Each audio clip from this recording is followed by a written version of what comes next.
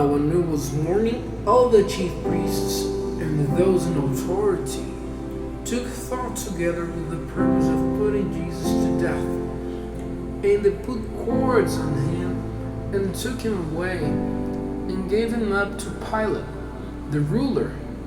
Then Judas, who was false to him, seeing that he was to be put to death, in his regret took back the 30 bits of silver to the chief priests and those in authority, saying, I have done wrong in giving into your hands an upright man. But they said, What is that to us? It is our business.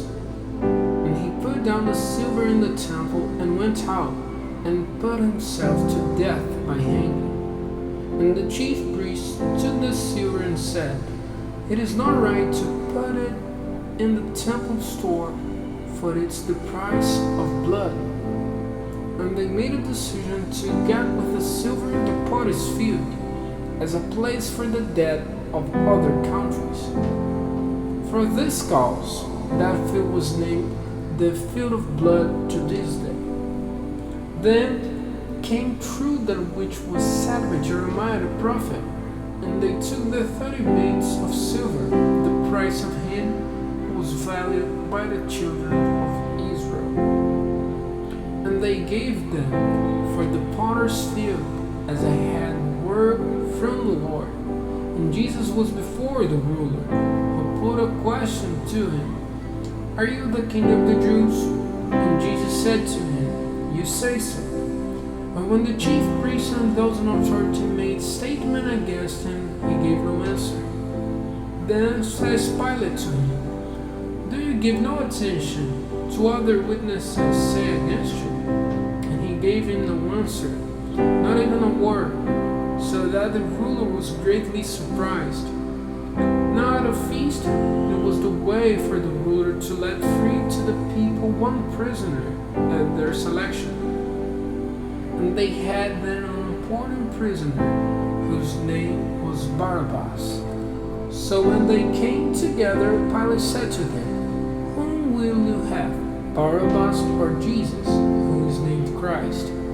For he saw that for envy they had given him up. And while he was on the judge's seat, his wife sent to him, saying, Have nothing to do with their upright man, for I have had much trouble this day in a dream because of him. Now the chief priests and those in authority gathered people to make requests for Barabbas and for Jesus to be put to death. But the ruler made answer and said to them, Which of the two is it your pleasure that I let go free? And they said, Barabbas. Pilate said to them, What then am I to do with Jesus, who is named Christ? They all said, Let him be put to death on the cross. And he said, Why? What evil has he done? But they gave loud cries, saying, To the cross with him. So when Pilate saw that he was able to do nothing, but that trouble was working up, he took water and washing his hands before the people said, The blood of this upright man is not on my hands. You are irresponsible. And all the people made answer and said, Let his blood be on us and on our children. Then he let Barabbas go free.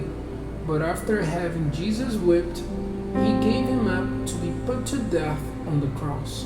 Then the ruler's armed men took Jesus into the open square and got all of their band together. And they took off his clothing and put on him a red robe. And they made a crown of thorns and put it on his head and put a rod in his right hand. And they went down on their knees before him and made sport of him, saying, Long life to the King of the Jews. And they put shame on him and gave him blows on the head with the rod. And when they had made sport of him, they took the robe of him and put his clothing on him and took him away to put him on the cross. And while they were coming out, they saw a man of Cyrene, Simon by name, and they made him go with them. So so that he might take up his cross. And when they came to the place named Golgotha, that is to say, Dead Man's Head, they gave him wine mixed with bitter drink, and after tasting it, he took no more. And when they had put it on the cross, they made a vision of his clothing among them by the decision of chance. And they were seated there watching him. And they put over his head the statement of his crime and written, "This is Jesus, the King of the Jews." Then two thieves were put on crosses with him, one on the right and one on the left. And those who went by said bitter words to him, shaking their heads and saying, "You who would give the temple to destruction and put it up again in 3 days, get yourself free. If you are the Son of God, come down from the cross." In the same way, the chief priests, making sport of him with the scribes and those in authority, said, "A savior of others, he has no salvation for himself. If he is the King of Israel, let him now come down from the cross, and we will have faith in him." He put his faith in God. Let God be his savior now, if he will have him. For he said, "I am the Son of God." And the thieves who were on the crosses said evil words to him. Now from the 6th hour was dark over all the land till the 9th hour. And about the 9th hour Jesus gave a loud cry, saying, "Eli, Eli, lama sabachthani?" That is, my God, why are you turned away from me?" And some of those who were nearby, hearing it, said, "This man is crying to Elijah." And straightway one of them went quickly and took a sponge and made it full of bitter wine, and put it on a rod and gave him drink. And the rest said, "Let him be. Let us see if Elijah will come to his help." And Jesus gave another loud cry and gave up his spirit.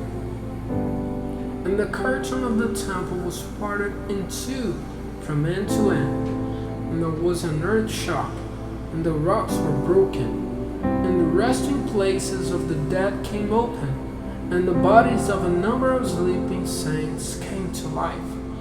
And coming out of their resting places, after he had come again from the dead, they went into the holy town, and were seen by a number of people.